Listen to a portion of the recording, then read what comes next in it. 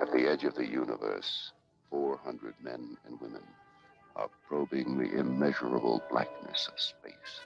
Their leaders are an Earthman with no fear and a stranger with no heart. Travel beyond our time and solar system, into new galaxies, into worlds beyond your dreams. Star Trek, every week, in color.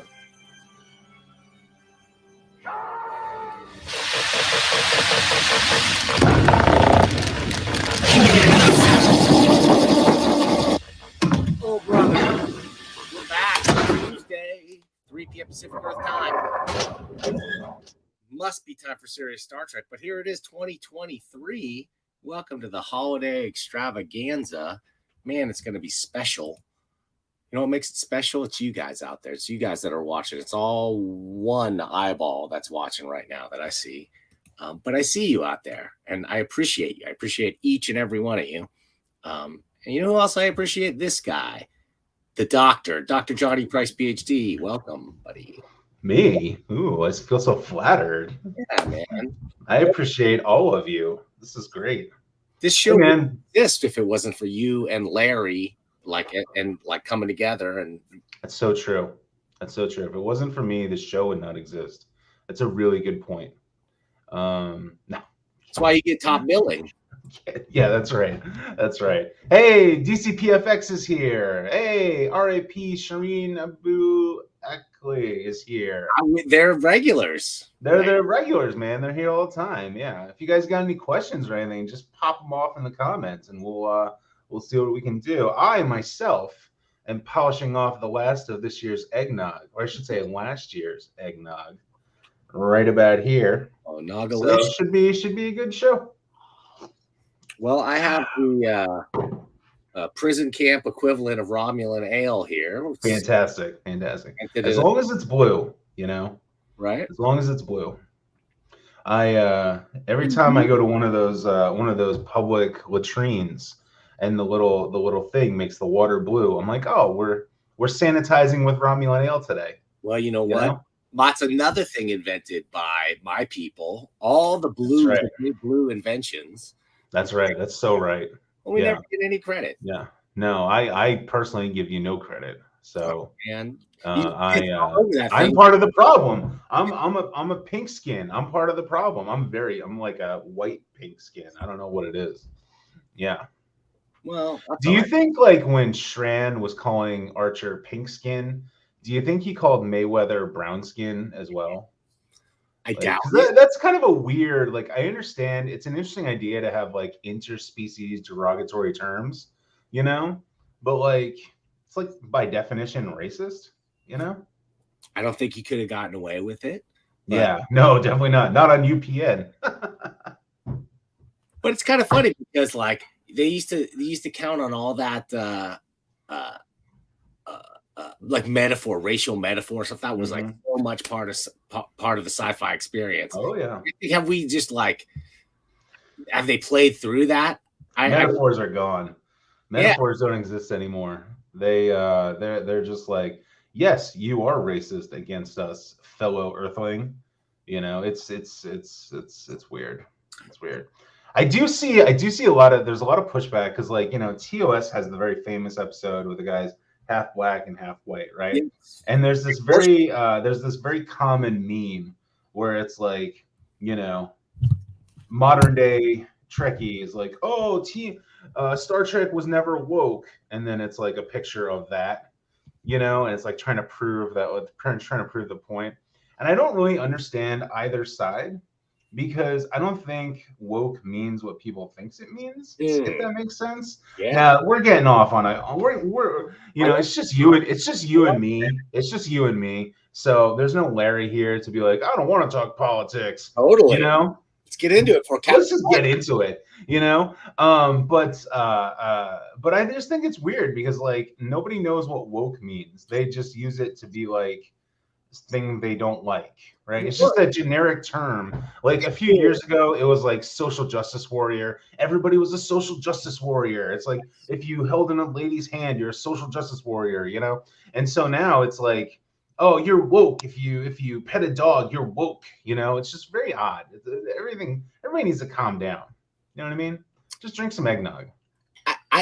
On the one hand, I think it's overused and hack, especially from the right wing and the mainstream media. However, on the other hand, I think it is the perfect term for the cognitive dissonance that those folks are experiencing. Yes. You're like, it's like, because, and I feel like I was, I'm a son of, I'm an immigrant, son of immigrants, whatever. I was a very patriotic person growing up, like extremely patriotic.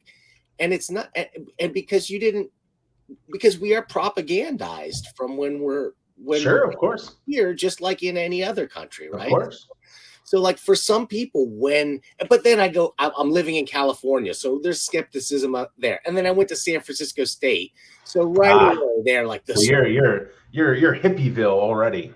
That's what I'm saying. The scales are stripped away. And like, I at least have heard both sides of the equation now. Right. And so like, but for some people, they never did. They really believe the stuff about the United States being like morally superior to all. That's one of my favorite parts about teaching history at Starfleet Academy High School is that like I trust myself to teach them correctly because I trust myself to think correctly, if that makes sense. Yeah. Where it's like, yeah, dude. You can believe America is great. You can believe America is right, while at the same time recognizing the Trail of Tears was bad. It's wild. It's wild to me. It's like, yeah, Andrew Jackson was president. That doesn't make him a good person. Right. It's like you can have these thoughts, and to me, and the interesting thing about the U.S. has always been when you go to the founding documents of the United States, they are not talking about race. They are not talking about religion. They are not talking about ethnicity. They're talking about ideas. Like, do you believe in freedom? Yes or no? Do you believe in freedom of speech? Yes or no? Do you believe that monarchy is bad? Yes or no?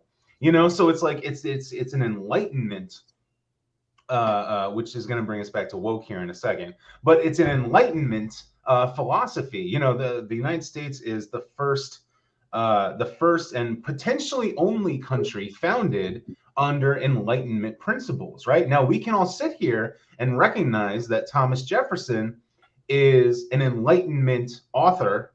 At the same time, he has a horrible personal duality to him, right? That doesn't make him a god, that makes him a person, but he's writing about things that we can all strive to attain, right? It's like we talk about... Hey, I don't want to interrupt you, but speaking of people who are either not just a god, but a man or a god among men, we got to bring in the Captain Fun. He can come in and squelch all this adult conversation. No more fun talk. All right. Sorry I'm late. Had to get my kid. Everything's cool. Yeah, welcome. Made it back to base. What'd I miss? Happy New Year, right? Happy New Year. Yeah. And we're just talking about the founding Federation documents. We were talking about like the idea of wokeness, that's got to be the term of 2022. So the point I was for 2023 because they need a better term. Yeah, we need a better term. But at the same time, there is almost no better term for the actual phenomenon. That's the point. The point I was circling back to is, everybody loves the metaphor of the movie They Live, right? And what is being woke if not living in a they live world, right? Absolutely. So it's like woke doesn't have to be derogatory. Woke just means eyes open. Yeah, you're awake. You see the zombies, That's all. That's all I'm saying. Yeah. I love that movie so much. That's such a good movie, right? How good is that movie? But what I like about it though too is that it implies a tense. If you are woke, you were asleep, and so it's like it's the transformation to wokeness. And as much as I fucking hate that term, it is a great. And people should be celebrated for the transformation, right?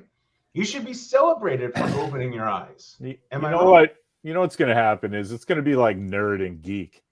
Like in the 70s and 80s, everybody was like, you're a fucking schmuck. Why? You like Star Trek? You've got to be gay. Like that's straight up what everybody heard, right? And now it's like, the Starbucks a girl and she does models on the set. I mean, like, come on.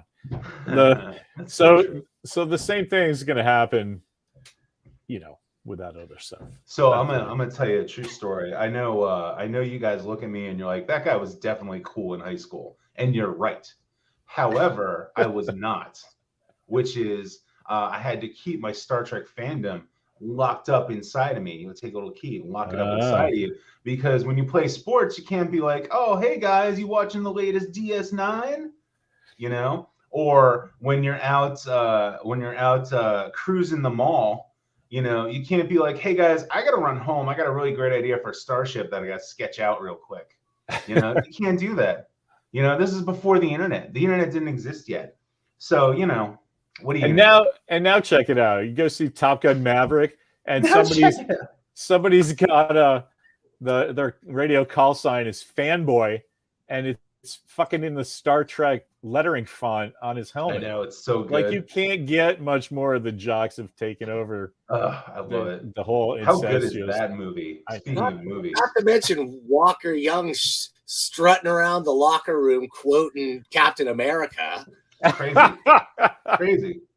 Like, it's a crazy world we live in. Dude, that wasn't a thing you could do when I was in high school. I wish. Yeah, crazy world. That kid's living the dream. Yeah, he gets to be a nerd and a jock at the same time, and everybody is cool with it, because it's a whole fucking school full of crazy kids doing. They're all, what they are? They're all Buckaroo Banzai. They're all just like, they just got all kinds of crazy shit going on, and you could never predict it. It's like, oh well, yeah, of course he's the hard rockin' nuclear scientist. That's awesome. That's what's going on. Who doesn't want to be Buckaroo Banzai?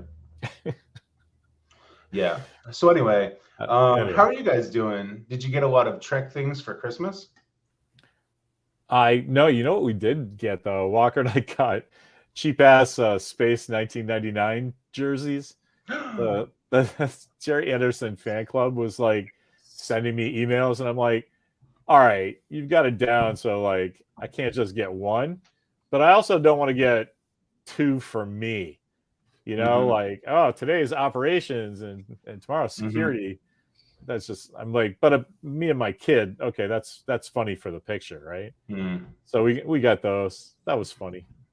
Nice. Took the picture. Nice. You gotta do the picture, We had a really chill holidays at our house. Everything was very, like, there's just a lot of stuff going on. So like the holidays were like our chance to go, hey, you know what? We're gonna chill by the Duraflame. You guys enjoy. So. Nice. We did not have a chill holidays. We had a very active holiday season, which involved a lot of different occasions with presents involved. And I was not on the receiving end of too many of those presents, if you know what I mean.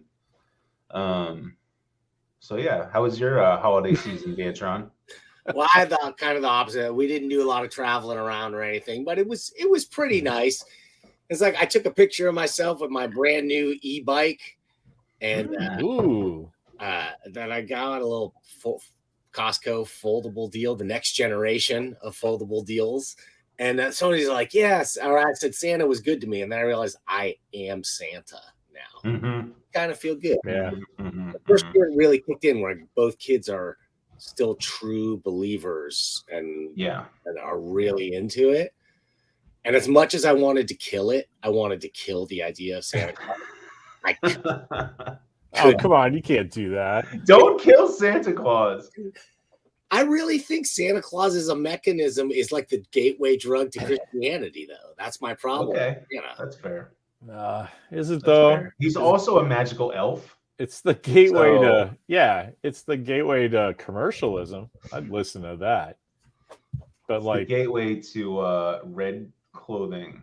Santa seems pretty nutless now in terms of like, yes, this will bring you to Saint Nicholas, and here are the saints and bishops unto it's maybe 100 years ago, but not now. Well, Santa is almost, to me, the saving grace of Christmas, because it brings like a tinge of the occult to Christmas. Weird, mystical dude. With there's definitely a weird. There's some weird shit about Santa doing impossible things for all the children. That's pretty cool. I love how in like the big joke is like, oh, how does he get down to all the children in one night? It's like, how the fuck do you think he does it? Transporters. It's Fuck off. Santa Like magic. what? Well, but the Fucking bottom line Christmas was, like, I magic. was ready to kill it because I don't want to lie to my kids, but it's too effective of a control mechanism for young children. It's too good during the holidays when times are at their most stressful. Like you can play that Santa card pretty easily still when they're young enough anyway. So I get it. I get why it works. It's a self-reinforcing kind of like meme. See, I like Santa, like I love Santa Claus, and I hate the concept of elf on a shelf.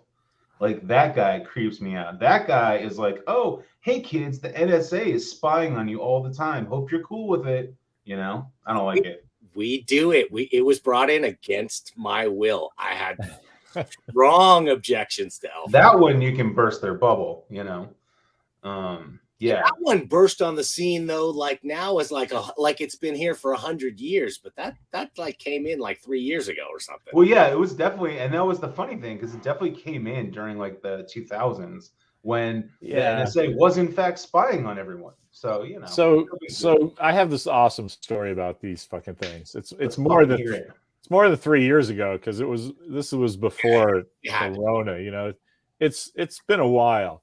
Long enough that I thought we had one of those things in our box of Christmas stuff. And one year, like it was like 2018, 2019, I see they're selling clothes for those things. And one of the sets is an astronaut suit. So I'm like, oh my God, how do I not get this? Right. So I get the astronaut suit and I bring it home and Mimi's like, the fuck is this? And I'm like, that's really odd. You don't usually talk like that. I need to have done something first. It's pretty out of the gate. What's going on? She says, I hate those fucking things. I hate the elf on the shelf. I'm like, wait. I thought we had one. She's like, we do not. And I'm like, well, I just bought it. It's an astronaut thing. It's like, I'm not advocating this. I like at this point, I didn't even know what the fucking thing was, right? I thought, ooh, astronaut suit, you know? And oh, it's an elf thing. I think we got one of those. I'll put it on that, right? No. It's like I went, hey, I got Charles Manson's rookie year card. You know, and she's like, don't bring that into the house. It's like, what the fuck? I didn't know. It's a baseball thing. I don't know. Anyway. Well, the kids have I had to get rid of it. And kids have come to expect it on our side now, so it's like you can't rip those things away. Although I do feel like it's imperative that my kids have a couple of shitty Christmases just so that they have something to compare all the other. Yeah, that's a smart move. So I'm ready to play that card any year. That's crazy. We just always were like, this is the best Christmas ever. And it always was, you know? It's like no matter what happened. I don't know. Interesting. It's the Christmas magic.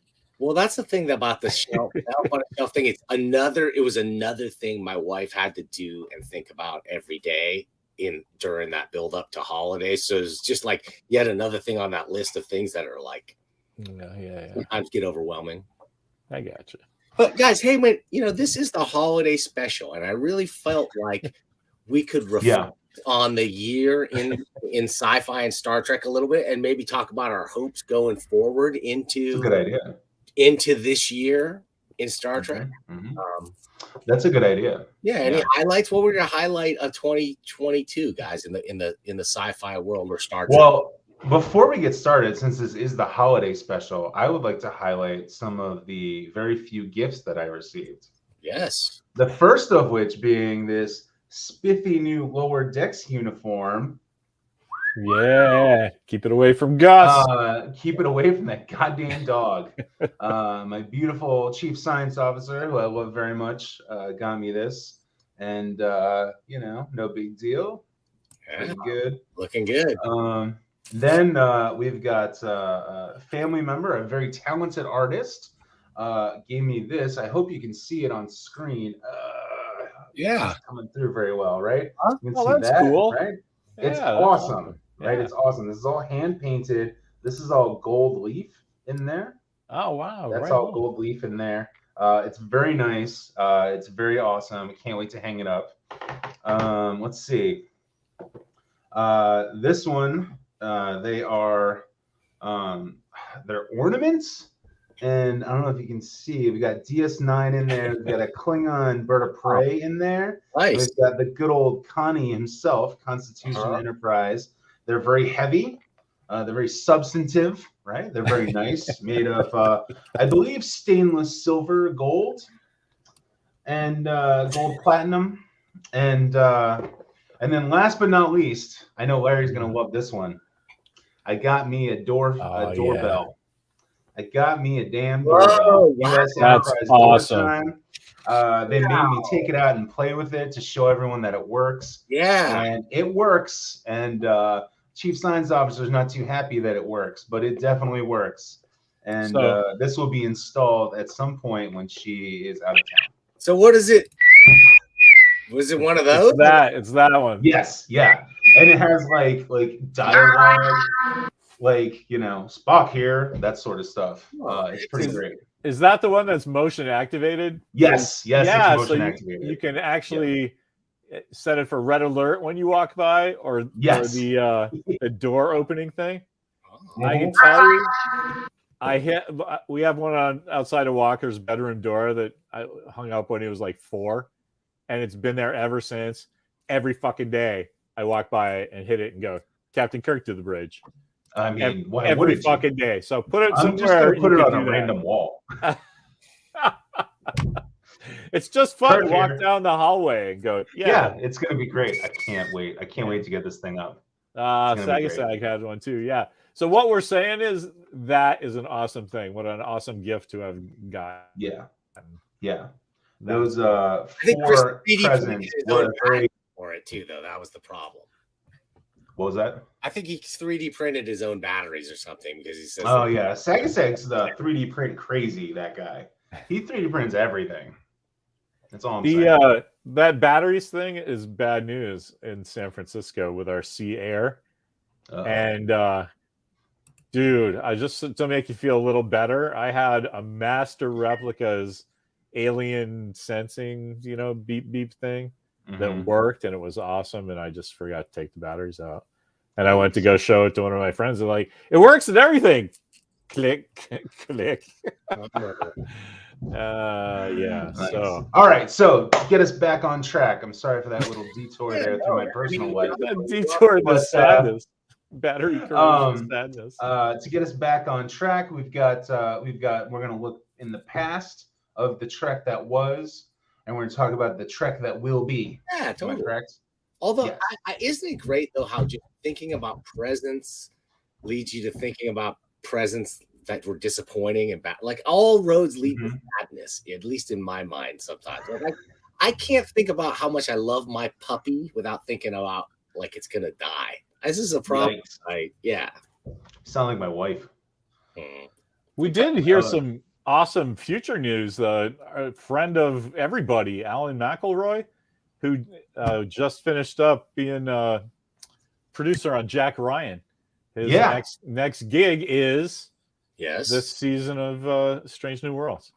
So really, That's I awesome. Cannot be more happy for that guy because he's a full-on Star Trek guy like us, and he worked his career, so he's in he's in the mix, and he starts writing. He finally gets Star Trek, but it's Discovery, and then and he gets another. Oh, but it's Picard, and so finally, this is as close as he's going to get to be writing Kirk, Spock, and McCoy. So, Alan, right on. That's nice. It's so great awesome. news. I'll say we reviewed him at the time. His Discovery episodes were some of the best episodes. They were we were reviewing Discovery at the time. They were the only. They were some of the best written Discovery episodes. How great would it be if we could get a renaissance of some epic done-in-one sci-fi classics by like great writers? Now that they have the format right, where they can do it again. That's optimistic and hopeful, right? When is the new season of? When does that begin? I don't think they've actually announced Stranger Things. Yeah, we don't know. No, I don't know. Strange New Worlds, rather. Wouldn't that be the ultimate mashup? What are we talking about? Brave New Things? Strange Things, Star Trek mashup of some kind. That would be awesome. Yeah, I believe it's later in the year at best. It's probably like August, September. Isn't it like I thought Lower Decks was coming out before that even? Yeah, I actually just saw a timeline. I can't remember. It's like Picard comes out in February, and then one of them comes out in May, and then the other one comes out in like May or something. Okay. I don't remember. I'm hoping I'm not gonna. I haven't subscribed to Paramount again. I don't know if I'm what I'm gonna do is I'm gonna wait for Picard. I'll let you guys watch because I know you'll watch it. You guys are sick bastards that way. I know you will watch it as soon as it's available. It's true. If it's worth it at all, you'll let me know and I'll jump on board. But if it's not, I'm not gonna invest. I'm hoping that's a smart move. I thought you're the guy that loves Next Generation, though, right? It's appealing to me, yes, but it's so appealing that it could be so disappointing. Everything I know about that series has been so disappointing. So true. I don't want them to take I'm not going to commit the time till I know it's not utter garbage, and that shouldn't take more than an episode or two. So true. I'm not going to be the guy that tries to talk you into it. That's for sure. Well, I mean, I'm not going to talk you into it. You're right. It's going to suck. It's a couple of irresistible bits of bait for me.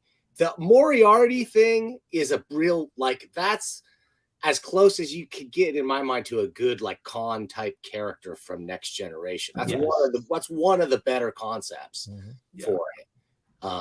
Well, that intrigues me a lot. Maybe Picard, since he's a robot now, maybe he'll be stuck in the holodeck with Moriarty. I think they're going to try to undo that. Maybe they'll try to undo that stuff, because they. I hope so, man. I really hope so. They've got all those. They've still got Q in their pocket, right?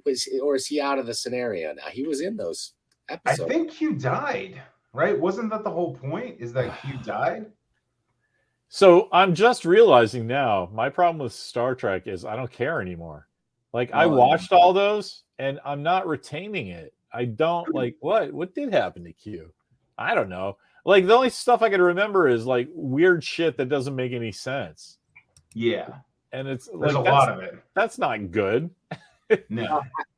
But Star Trek has no shortage of Deus Ex Machinas. I mean, they're making new ones all the time. Although that one in last season was the laziest one ever. The one where it's just every once in a while, just fucking consciousness just kind of emerges out of nowhere. It just sort of happens that way. So true. It was the laziest one of them all. Man. But it was kind of. Yeah. Well, yeah, I'm not going to convince it. I'm not going to try to convince anybody to watch Star Trek Picard Season 3 because, frankly, they have not earned it. But I will watch it, and I will try to be as objective and fair as possible. One with the understanding that I disagree with every choice they've made so far. I agree with DCPX. You play those cards. Yeah, I agree. Yeah, John Delancey is a fantastic. He hams it up as Q. I mean, no one in the world is going to say anything bad about John Delancey as Q. And he was in 3 episodes of the entire damn season. It doesn't make any sense. And for most of his appearance, he's just sitting on a bench. Yeah, he's just standing there. Wait, what? Get him to do a little something. If you're gonna have him, use him. Anyway, so it's a whole thing. I'm looking forward to that. I'm also looking forward to resolution on the Gorn stuff because they started taking it in a disturbing direction, and I'm hoping they're going to course correct because we talked about it before, but it's the antithesis of what Arena was all about in the first place. And they're trying so hard. I read some articles talking about how cool the Gorn were, and now they've got this great thing where they burst out of your chest. It was so. No. Somewhere in the writer's room, somebody's let's just fuck the Gorn and all that peaceful. They're actually a noble race or whatever. Right. Make them more like aliens and literally rip off fucking beat for beat from. And how racist is that? Be just because just because a species looks weird, they have to be the bad guys.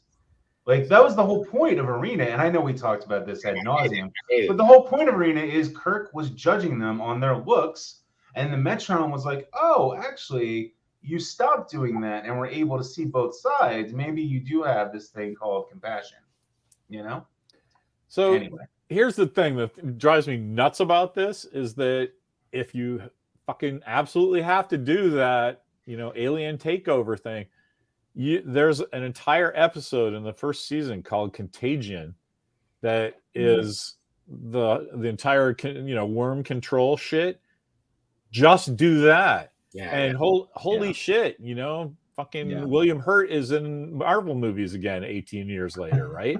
And every fucking nerd loses their goddamn mind because they had this episode where they pitched this crazy X-Files kind of thing in the Star Trek universe and then went, let's just pretend that didn't happen. Yeah, I always wanted follow-up on that. It was so then if you're dying to do the Gorn, why don't you just do whatever those things were called? I forget. The little takeover worm things. Little things. And it's cool. The guy who wrote that went to my university, Clark University. That's awesome. So he came to speak. Like I'm like a student, and he's that like, is one of those. I did a Star Trek. I'm like, you're a god. Drop threads that really always bothered me in that because it was such a deep core of the Federation has been invaded by these whatever bugs. Yeah, the little the brain lobsters that'll blow your head off like in Scanners. Think about that. Like that level of gore we didn't see until the people who didn't know anything about Star Trek showed up. It was just so crazy. Like when you tell people about that episode, they're like, I think you're remembering it wrong. It's going to be some other show. I'm like, no, it's this Star Trek no one talks about. I know no one cares, but Star Trek Online does a fantastic series of it's an MMO, so they do a fantastic series of quests based around that episode. They really fleshed out. It's really awesome. Oh, that's cool. Well, then it has some life in the multiverse somewhere. Yeah, that's pretty cool. John, you mentioned the Metrons too. That's the Strange New Worlds get out of jail free Dave. Oh, absolutely. Yeah. I mean, how many godlike species did Kirk go up against in 3 seasons?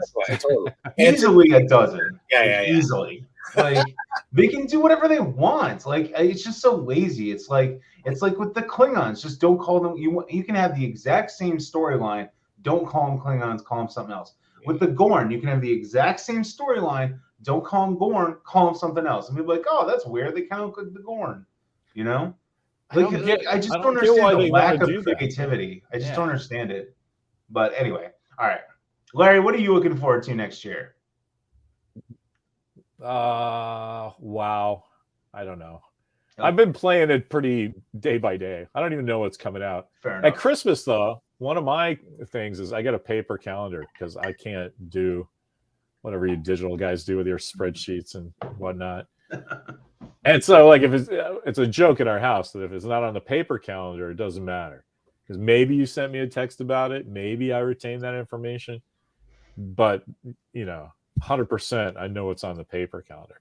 So I did that. I wrote down like all the Marvel Quadrophenia is coming out in February. That's why I was asking you when the Star Trek stuff was coming, because I hadn't seen that. So that was part of my Christmas break, was like filling in the calendar and it's cool actually, because the end of this year was like supposed to be Aquaman. So last Christmas I'm like, oh, Aquaman's coming out November 15th. And then you get to, Thanksgiving, and you flip over November and everybody in the house is like, Aquaman 2's coming out? Like, that's funny. No, they've moved it. But I wrote this down like 8 months ago or whatever. That's hilarious. Well, anyway. Maybe I'll save this for the prediction phase, but I was thinking about that, the new Miracle Man issue dropped, right, Larry? Are you into that? Are you ready to pick up? No. The new Miracle I don't care anymore. I got the initial collected trade paperbacks and the Apocrypha, and then those started traded for like $200 used, and so I sold all of mine, and I'm like, I'm never thinking about this again. And so So I mean, I have a base idea. Like Marvel owns it now, and they get them back. Bucky and Neil are doing the thing, and yeah, that's cool. But it's like the Sandman TV show. 25-year-old me would think that was the coolest fucking thing ever. I agree. I don't really care about the new comics so much because, to be honest, I love the Alan Moore Miracle Man. The Neil Gaiman stuff is maybe because it was incomplete. It didn't resonate with me even close to as well as and it's a whole different style of comics. But what it signals to me is that they've got the right stuff worked out. They've got everybody who needs happy. Alan Moore will never be happy, so you don't need to try to make Alan Moore happy. Right? I guess. I don't know. But we will have a shitty Miracle Man movie soon. Do you think? Why not? Why do that? Just put Miracle Man in the MCU like right off and go, here you go, fanboys. Maybe. I mean, maybe he shows up or whatever, but like I think you need a Zack Snyder. That's Zack Snyder-ish prestige format movie for Miracle Man because of what it is and what it could be and how much it would piss off Alan Moore, I guess. Speaking of that, this is tangentially related, but the Zack Snyder made me think of J.J. Abrams doing Star Wars, and now we got James Gunn doing this. Did you hear fucking Jeremy Renner flipped his snowplow over on himself and is critically injured? Yes, I Saw did. that. So that's horrible. Yeah. But so James Gunn writes, hey, thoughts and prayers with my friend Jeremy Renner. And some fucking Zack Snyder fanboy writes, yeah, now you know how we feel, where our thoughts and prayers are with Henry Cavill. That's amazing. And I'm like, that's like a nuclear joke. But like, oh my God, I was like, dude, this is why we can't have nice things. Like, you didn't even wait a minute to make that joke. Like, we're like, that's amazing. Yeah. So, yeah. Anyway, I hope he's fine. By the way, I hope Jeremy Renner's fine. I hope that football player dude is fine. That's fucked up. That was crazy. A lot of pop culture stuff going on this week. That was crazy. Science fiction. Chris Sagasag. I'll be honest. I'm not the biggest. I know Larry loves Zack Snyder. And I think he's technically a good filmmaker, but I just don't like a lot of the choices that guy made. I think Snyder fans and people who like Zack Snyder's work in some way are different things. Yeah, they're not. I always feel bad like when somebody calls me, "Oh, okay, boomer." I'm like, all right, technically, I guess, but like that's not what's going on. So it's like, yeah, Snyder fan, I guess, technically, I guess I'm a fan of his work, but it's not. I don't like the Snyder fan things. I like the good Reverend Dr. Abu Haram says, I've been rewatching Battlestar Galactica. New Year's Eve, I hung out alone and watched a 20-year-old show. Been there, brother. Been there. All right. Yeah. Been there. I was asleep. I went to bed at 10:30. Oh, many weekends. I tried to watch Guillermo del Toro's Pinocchio, and I'm thinking about starting a new YouTube series with my wife where we sit down to watch a movie, and then I always fall asleep. So then the next day I have a very sketchy recollection of what the movie was, because then usually I wake up right at the end too. So I sort of think I know what went on, and I'll describe what I think happened. And it's so different from what she thought. I'm thinking of trying that. So anyway, I tried to watch Pinocchio. I was out. Awesome. All I know about Pinocchio is Geppetto had a son once. That's it. Was he Italian son or? He was beautifully rendered and finally wrought out of something and took 1,000 days to animate. Literally, was he made out of garlic bread? All garlic knots. We saw this awesome movie called "See How They Run." It's a Netflix film that came out this year. Adrian Brody's in it. Sam Rockwell, a couple other people that I recognized from watching Downton Abbey over my wife's shoulder. And it was fucking fantastic. It was like, the Agatha Christie play The Mousetrap. It's like it's like a fictionalized version of them putting that on for the first time, or for the hundredth time, in something, and then fucking Agatha Christie type wackiness ensues. It was great. It was like, we saw Bullet Train, and that was fucking, do extreme. I want to see that for the holidays. But like every once in a while, you're like, oh wow, Sam Rockwell is like, oh, I noticed you have a limp. Is that because of your shot in the wall? And it's like, he's doing a killer accent, and only I know that it's exactly Mike Myers, like chill Austin Powers. So I'm like, this is fucking fantastic. I don't know how Sam Rockwell does this. That is exactly like, Gold Member style Mike Myers. Anyway. What I liked, what I liked about the most about this Pinocchio thing, I'm going to go back and watch it again, is that there were 2 Pinocchio movies released this year. One by Disney with freaking Tom Hanks as Geppetto. Really? Yeah, so you don't even know. Like I didn't know that happened. One of those crappy live action remake things that they do, but it was Tom Hanks as Geppetto, and but I saw, from what I saw, it was such utter garbage, really bottom of the barrel shit.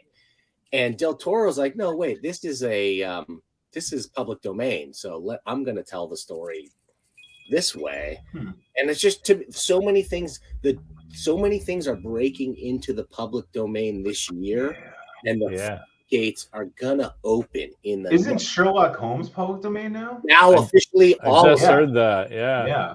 So it always was, except for except for the very last stories. Okay. Right.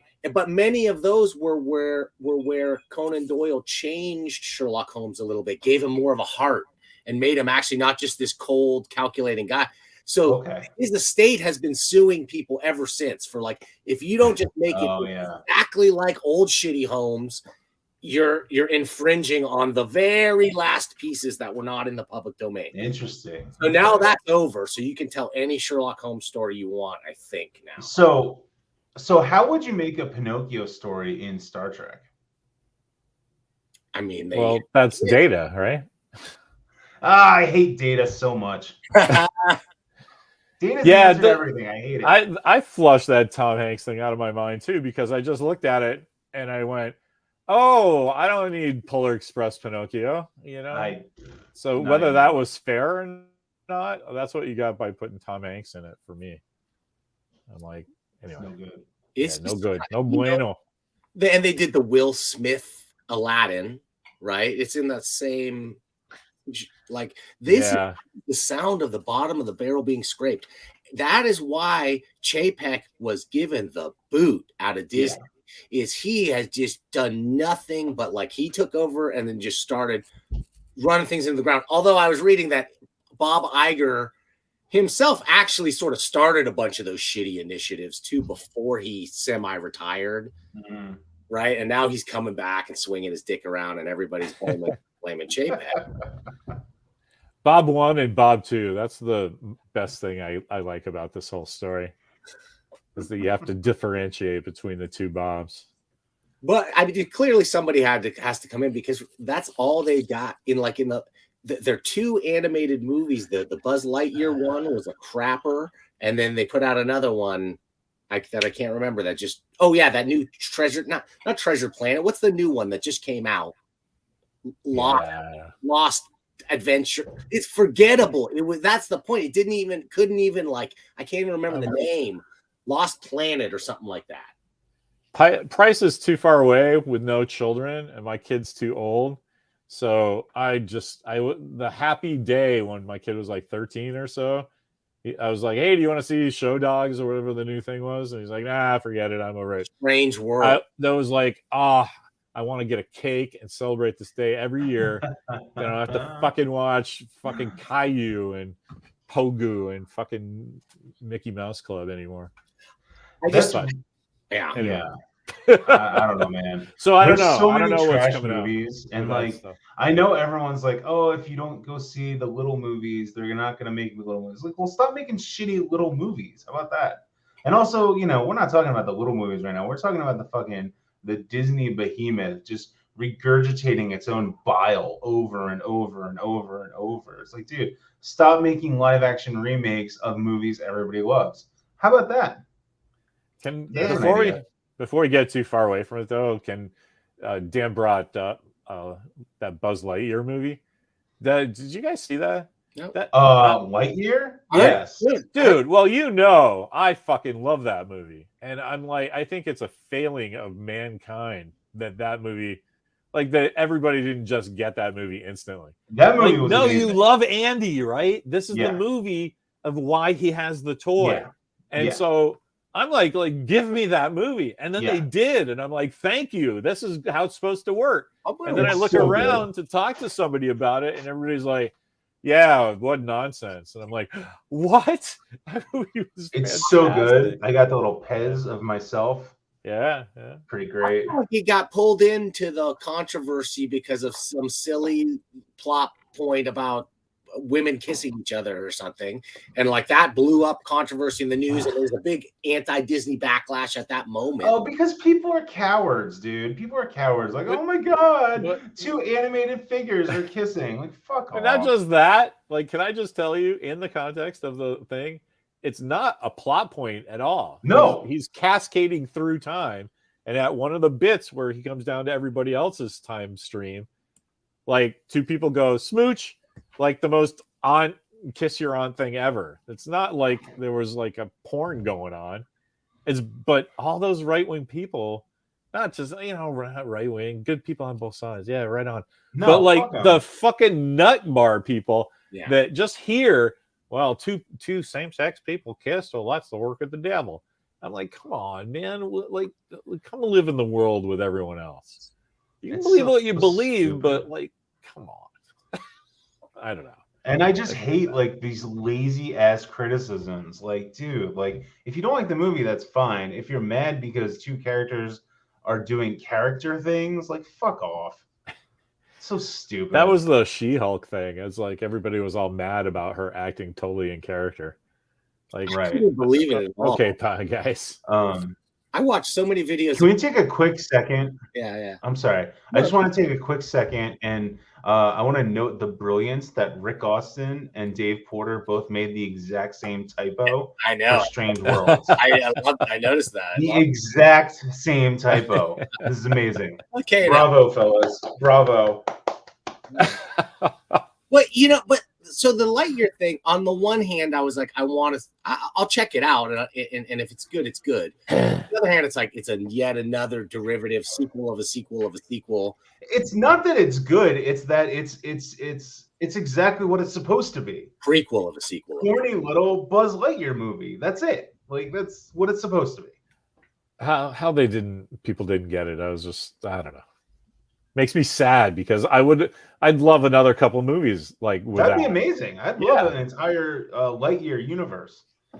I think, to tell you the truth, we're on the way out for even a lot of the bigger franchises like Star Wars and Star Trek are gonna be fading out, and it's gonna be the rise of Pokemon and stuff from. It's gonna be an Eastern wave. Because that's what the kids are reading. If you talk to a kid and you go, what are you reading? and in comics, they would come in and go, can you give me Yu Yu Hakusho? Does that mean anything to you guys? It didn't mean anything to me. But dude, that is a humongous series with thousands of characters and many, many volumes and its own mythology and aesthetic. And we're going to get away. That's going to the stuff they're going to remember. They're not going to remember. I mean, to some degree, they will remember Star Wars because it's been around. But like those echoes are fading out, and it's that stuff. As much as it pains me, I think you're right. A lot of my students are totally into anime, and they are not, shall we say, the appropriate demographic that you would normally think of as being totally into anime. And it's like, what are you guys doing? Like, this is crap, right? And they're like, whatever, old man. And I'm like, okay, fair enough. So my kid, it's so funny because this holiday season, he caught up with a couple of his buddies from the old days, right? Nice. In elementary school. where they were talking about. I made fun of him because I gave my kid he's got a Pokemon name. It's look at you, and so his buddies were going, okay, that's fucking adorable, and so they started talking about it and how they all of them don't know how to play Pokemon because they collected all the cards and made up like these Fizbin type rules that only them and then the people who joined the game and maybe their brothers and sisters knew. Like maybe 20 people knew. And then you say, okay, you play Pokemon, and then somebody who really knows how to play with all the stats and they're ready to go, like comes in and they're like, this is like some kind of Gilligan's Island situation. The actual game of Pokemon, telephones are made out of coconuts. When I sold them, when I had my store, and parents would come in and not understand what's this Pokemon thing my kids are obsessed with. I would talk to a lot of kids. I mean, not even 1 out of 50 of those kids ever even cared about trying to play the game at all. Yeah. Those that did, it's actually a pretty fun game. It's a decent card game, decent mechanics. And like any game like that, it's a kind of an educational thing to mess with. It was good. But dude, what the kids were focused on was the shiny one that was rare that they could lord over their friends and trade. It was just all about the action of buying and selling and trading. That made me disgusted by it. And it's that level of like, I don't know. I'm not going to stereotype all anime or manga, but there is a trope of it, in my opinion, that they tend to not focus on backstory for character. Like that's not as important a thing. They'll put you in a rich world and just sort of do world building through implication. This is not a knock on that storytelling at all. It's just what it is, right? So I feel like it's a whole different level of storytelling that's more about the surface level and a little bit less about the deep backstory.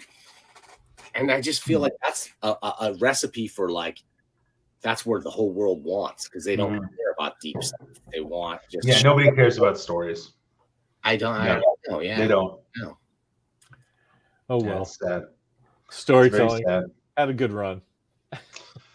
It's only been 8,000 years. Sorry, guys. All right, wait a minute. We can't go out on a back. Wait a minute. No. On the other hand, culture is a pendulum, right? It swings back and forth. It takes decades, and it's swinging in different directions.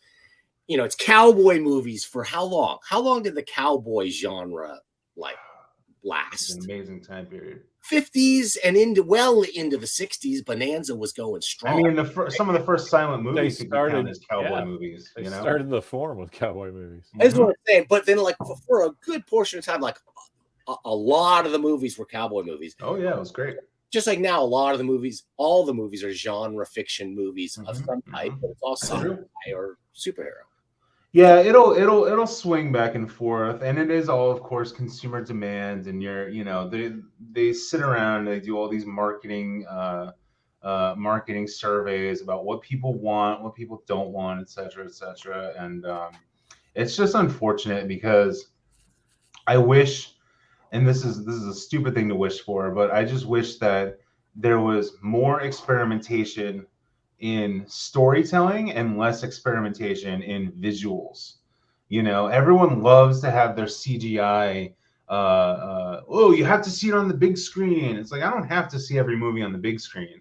I can just watch a good movie. And this is where a lot of the quote unquote prestige television took over the market, where it's like, instead of watching, like in the 70s, you'd have these like gritty, cop films, right? Well, we had gritty cop films in the 2000s. They just happened to be Sopranos, The Wire, Breaking Bad. Totally So I think that's been an interesting development. Totally I don't know. For 2023, I'm pretty optimistic though. I think by next week I won't be though. When you said experiments in storytelling, have you guys heard about Kaleidoscope on Netflix? Holy shit! I can't wait for this. This is the thing I want to watch. But it's 8 episodes long, and they're all in colors, right? Instead of saying episode 1, episode 2, it's like yellow, black, blue, green, white. Anyway, white is supposed to go last. That's the only thing they told you, and that was word of mouth marketing, because they were like, it's a thing about $200 billion heist on Wall Street, right? Oh. And so you can fucking watch it out of order, right? Or you can. There is a chronological order to it, right? Sure. That you can arrange it into. There's flashbacks, so that's first, right? And then that stuff happens, and then 6 months later happens. So there's a chronology to it, but you can watch the episodes in any order that isn't chronological. And apparently it'll be cool. Don't watch white right after blue, because no matter where you are in the process, it's going to spoil things. It'll be different things. It'll be different things for you, right? Depending on how you started, but still. Interesting. Okay, that's a cool idea. I like that idea. What is this? What show is this? I'm sorry. It's a thing Netflix is started just called Kaleidoscope. It's 8 episodes long, and each one is delineated by color instead of a letter or a number, so it doesn't have a chronology. And then Netflix, when you call it up at home or whatever, however you plug into Netflix, it gives you a random order with white always at the bottom. So it'll be like blue, yellow, red, whatever, white. And then it starts off like yellow, black, red, blue, white. Like if you or me are doing it. So everybody noticed like white has to go last. And you can slot it somewhere. It's just kind of like it's not optimal.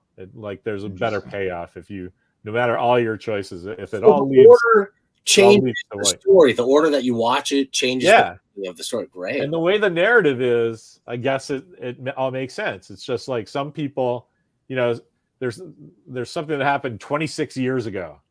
And so some people might watch that episode first. So then they have the backstory already as something they witnessed. Yeah. And then everybody else will experience that episode as a flashback. But it's just like, that's a good idea. Oh my God. That's like how much thinking did this take? Right. Because like doing a pretty entertaining mystery narrative is hard anyway. That's a really cool idea. Then make it a heist and then take time out of it. Oh my God. Without saying, oh, look, I'm Tenet and it's an actual time travel thing. It's not. Right. It's like it's a time thing for the audience, which is in this sitting at home streaming world, I think that's friggin' fantastic. How long was each episode? I haven't seen them all. I imagine it's an hour though, right? It's 42 minutes, whatever the people are doing now. Awesome.